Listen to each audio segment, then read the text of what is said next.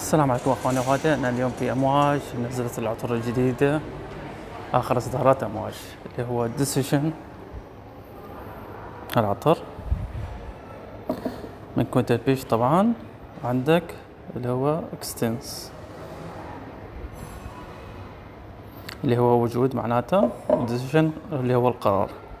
طبعا هذه اخر اصدارات اللي هي راح يكون كولكشن اللي هو الاوديسي الشابتر الرابع.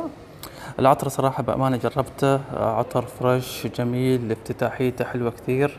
راحة البرغموت واضحة فيه مع الهيل بشكل خفيف اللي هو بينك بيبر اللي هو فلفل وردي، لما يهدى فيها سيدر وود مع الفانيليا مع الباتشولي مع اللبان والبخور.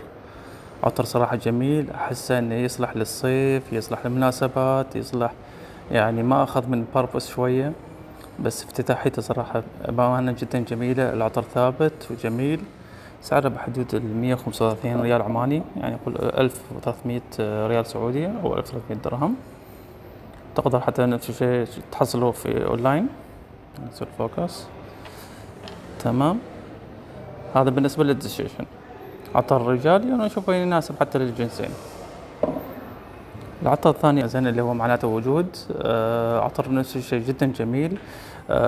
تحس رائحة الورد فيها جدا واضحة. العطر أنا أشوفه مايل للنساء بشكل واضح أكثر، مع اللبان طبعا لما يهدى فيها أخشاب مسك عنبر. عطر جميل صراحة بس طبعا أنا أشوف الجايدنس أفضل كعطر وكثبات فوحان. الجايدنس أفضل بعده، حتى الإصدار الجديد أجمل، بس هذا جميل حلو. تقدر تجربوه، موجود في بوتيك أمواج في كل دول العالم حاليا موجود. العطر نفسه هم اثنين ثابتين صراحة، ثباتهم حلو، فوحانهم جيد، مش فوحان العطور الثانية مثل بوربس 15 أو جايدنس.